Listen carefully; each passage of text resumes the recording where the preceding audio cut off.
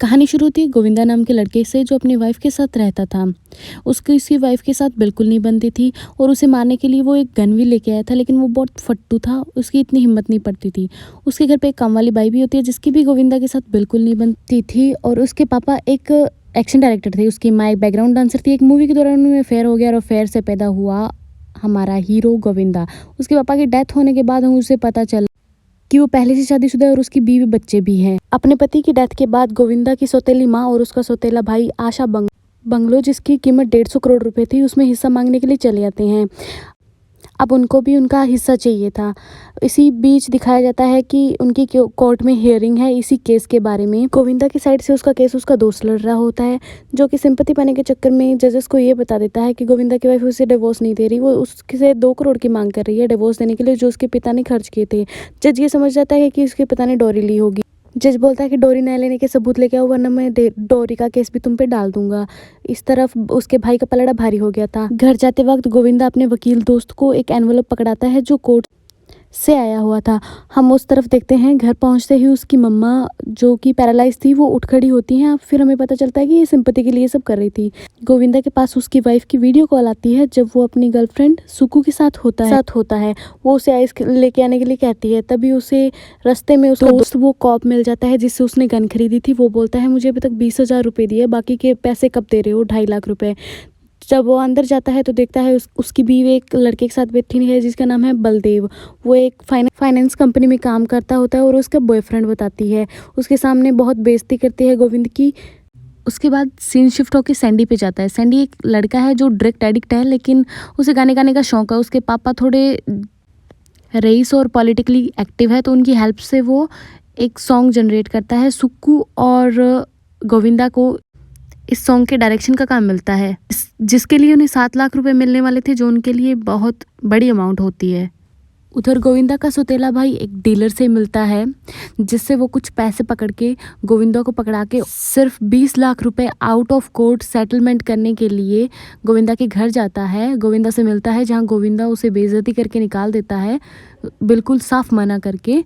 जब गोविंदा घर पे आता है तो वो देखता है कि उसका दोस्त जो इंस्पेक्टर है वो घर पे आया हुआ है और उसकी बीवी से 20,000 रुपये लेके गन के चला जाता है। इधर सीन शिफ्ट होता है और गाने के शूट पे, जहाँ वो लड़का ड्रग एडिक्ट था वो पूरे टाइम बेहोश हुआ पड़ा रहता है, तो गाना गोविंदा और सुक्कू शूट करते हैं। जब उसका बाप ये चीज़ देखता है कि उसके बेटे की क्लिप बहुत कम है, तो उन्हें पीट पीट के उनके घर से निकाल देता है और पैसे भी नहीं देता। यहाँ पे गौरी उसके साथ ब्रेकअप करने वाली होती है। परेशान होकर गोविंदा जब अपने घर पे अपनी वाइफ के पास जाता है तो उसकी वाइफ दरवाज़ा खोल के उसे अंदर नहीं लेती।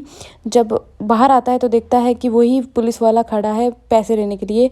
गोविंदा सुसाइड करने के लिए जाता है और गौरी को फ़ोन करता है। अचानक वो देखता है कि किसी का एक्सीडेंट हो गया। एक्सीडेंट वाली गाड़ी में और कोई नहीं बल्कि वही सन्नी था जो ड्रग एडिक्ट था। वहाँ पर ड्रग पड़ा देख के वो सुक्कू को कॉल करता है और सुक्कू को बुलाता है।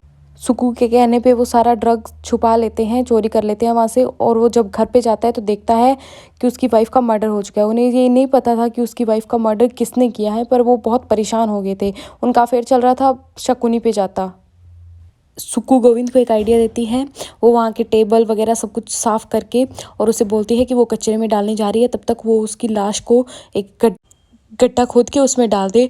और गोविंद भी वैसा ही करता है। नेक्स्ट डे उसकी मॉर्निंग में उसकी मैड आती है, जिसको थोड़ा शक हो जाता है गोविंद पे। इस साइड हमें दिखाया जाता है कि सुक्कू किसी से मिलने जा रही है और फ्लैशबैक में 3 साल पहले की स्टोरी बताई जाती है, जहाँ हमें पता चलता है कि सुक्कू को उसके सौतेले भाई ने हायर किया था ताकि वो उसे उसके प्यार के जाल में फंसा सके। यहाँ पे वो सुक्कू पूछती है कि कहीं उसी ने तो उसका मर्डर नहीं किया, लेकिन वो साफ साफ मना कर देता है। जब सीन शिफ्ट होता है और हमें दिखाया जाता है कि मेड को एक कांच का टुकड़ा मिला है जिस पे खून लगा हुआ होता है, और वो टुकड़ा लेके पुलिस के पास चली जाती है और वो पुलिस वाला खून को लैब टेस्टिंग के लिए भेज देता है। इधर हमें पता चलता है कि गौरी की मेड और सुक्कू आपस में मिले हुए होते हैं। वो सुक्कू को सारी बातें बताती रहती है जो उसके घर में घट रही होती है। इधर गोविंदा अपने वकील फ्रेंड को ये सब बताता है तो वो उसे नॉर्मल रहने के लिए सलाह देता है। गौरी के बॉयफ्रेंड को उस पर शक होने लग गया था, इसलिए वो उसको धमकी देने लगता है। इधर ऑफिस में बुला के उसके साथ डील करता है कि गौरी ने 2 करोड़ की इंश्योरेंस पॉलिसी कराई थी, उसमें से 1 करोड़ उससे चाहिए और 1 करोड़ वो उसे दे देगा और ना ही पुलिस को कुछ बताएगा। गोविंद वो डील एक्सेप्ट कर लेता है। इधर उस नशेड़ी ने अपने पापा को ड्रग्स की चोरी के बारे में बता दिया होता है और उसके पापा ने पुलिस को इत्तला भी कर दिया होता है कि ड्रग्स की चोरी हो गई है, उसको पकड़ो। इधर पैसे की तंगी के चलते गोविंदा ने अपने घर की ओनरशिप उसके सौतेले भाई और उसकी माँ को दे दी थी। डील डन हुई थी 2 करोड़ कैश में, जो कि उसकी सौतेली माँ और उसके सौतेले भाई ने एक डीलर से पकड़े थे। दूसरी तरफ उसका सौतेला भाई उस नशेड़ी के पापा को फ़ोन करके बता देता है कि आपका ड्रग्स गोविंदा ने चुराया है, और गोविंदा को पुलिस पकड़ के ले जाती है। पुलिस उसके घर पे चेक करती है लेकिन उन्हें वहाँ कुछ नहीं मिलता। गोविंदा की माँ को भी थाने बुलाया जाता है लेकिन उससे भी कुछ खास पता नहीं चल पाता, और गोविंदा भी बार बार मना कर रहा था कि उसके पास कुछ नहीं है। इधर सुक्कू खुद को केस से बचाने के लिए मेड को एक वीडियो ट्रांसफ़र करती है और कहती है वो जाके पुलिस वाले को दिखाए। जब वो पुलिस वाला देखता है तो उसमें वो देखता है कि गोविंदा गौरी पर वायलेंस कर रहा होता है, लेकिन असल में वो एक्टिंग वाली वीडियो होती है। लेकिन यहाँ बातों ही बातों में मेड के मुंह से सुक्कू का नाम भी निकल जाता है और पुलिस वाले को उसके अफेयर के बारे में पता चल जाता है, और वो पुलिस वाला सुक्कू को अरेस्ट करने के लिए चला जाता है।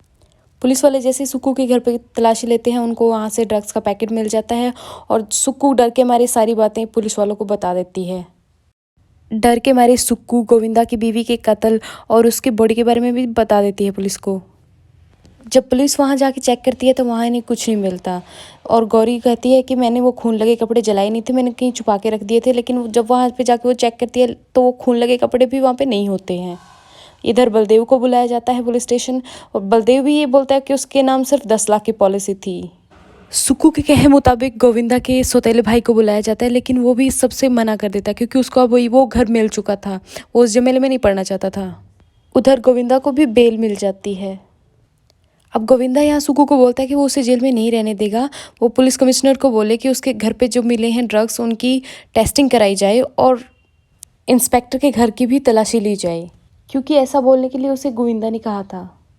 इधर इंस्पेक्टर जावेद और उस नशेड़ी के बाप के घर पे तलाशी ली जाती है तो बचे हुए ड्रग्स के पैकेट उन्हें वहाँ से मिल जाते हैं। इधर सुक्कू को बेकसूर होने की वजह से बेल मिल जाती है। सुक्कू उसके घर पे जाके देखती है तो गोविंदा वहाँ नहीं होता, और ना ही वो अपनी माँ के घर पे होता है। उसकी माँ के घर पे ताला लगा हुआ होता है। सीन शिफ्ट होता है और हम देखते हैं कि आशा निवास को सीज़ किया जा रहा है। उधर गोविंदा का सौतेला भाई आता है और बोलता है कि इसे सीज़ क्यों किया जा रहा है। तभी वकील उसे बताते हैं कि ये प्रॉपर्टी इलीगल है। उसके पापा ने एक ऑफिसर को रिश्वत खिला के ये प्रॉपर्टी ली थी, ये गवर्नमेंट के अंदर आती है। ये बात वहाँ के एक कर्मचारी को पता चल गई थी और उसने इस पे केस कर दिया, और पिछले 30 साल से केस चल रहा है, और अब वो फाइनली केस जीत चुका है, और ये बात गोविंदा को बता दी गई थी एक लेटर के थ्रू। ये वही लेटर था जो स्टार्टिंग में गोविंदा के घर पे एनवलप के रूप में आता है। तो मतलब स्टार्टिंग में ही गोविंदा को पता चल गया था कि ये घर उनके हाथों से बीएमसी को जाने वाला है। मतलब 5 करोड़ देने के बाद भी उसके हाथ कुछ नहीं आया। कुछ समय बाद सुक्कू को एक कॉल आता है, और एक कॉल आता है उसके स्टेप ब्रदर को।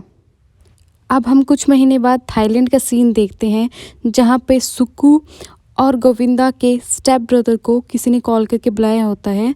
जब वो वहाँ पे देखते हैं तो गोविंदा और उसकी पूरी फैमिली खुशी रह रही थी। गोविंदा ने फिर उन्हें बताया कि कैसे उसे शक हुआ था कि घर की बातें कोई अंदर का बंदा ही लीक कर रहा है। फिर उसने बताया कि फ़र्स्ट ऑफ ऑल उसे शक हुआ था कामवाली बाई पे। तो कामवाली बाई को उसे जब देखा तो वो जाके सुक्कू से मिल रही थी, और सुक्कू उसके स्टेप ब्रदर से। इसलिए उसने प्लान बनाया, और प्लान में सबसे पहले उसने ऐड किया उस नशेड़ी को। उस नशेड़ी को बोला कि तुम्हारे पापा के घर पे इतना ड्रग्स है, तुम उससे कुछ चुरा के बेच के और अपना म्यूज़िक एल्बम इजीली बना सकते हो। और वो नशेड़ी मान गया, और उसके बाद वो ड्रग्स बेचने के लिए गोविंद के पास ही जा रहा था। लेकिन उस नशेड़ी को पता नहीं था कि वो ड्रग्स लेने वाला डीलर और कोई नहीं बल्कि गोविंद ही है, और आके वो बेहोश हो गया नशे की हालत में। इस वजह से वहाँ से उठा के गोविंद ने ड्रग्स और सुक्कू को फ़ोन किया। प्लान के मुताबिक सुक्कू वहाँ पे आ गई और वो दोनों ड्रग्स लेके गोविंदा के घर पे चले गए। गोविंदा के घर पे ऐसा तैयार कर रखा था जिससे लगे कि गौरी की मौत हो गई है। ये सेटअप उसकी माँ ने और गौरी ने तैयार किया था।